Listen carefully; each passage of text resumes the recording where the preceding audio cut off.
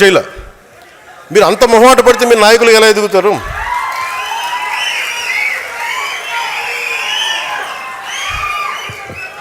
అంటే మీ అరుపులు ఎంత కోపం ఉందో నాకు అర్థమవుతుంది.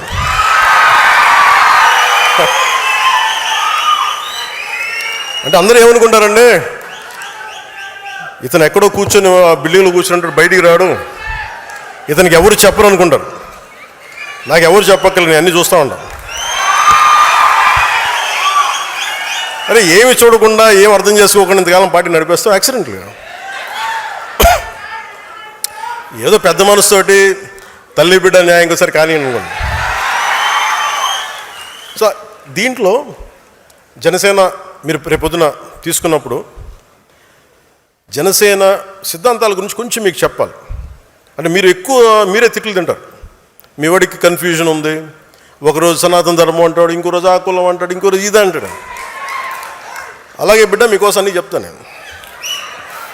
అంటే జనసేన ఎప్పుడు కులాల గురించి మతాల గురించి మాట్లాడద్ది.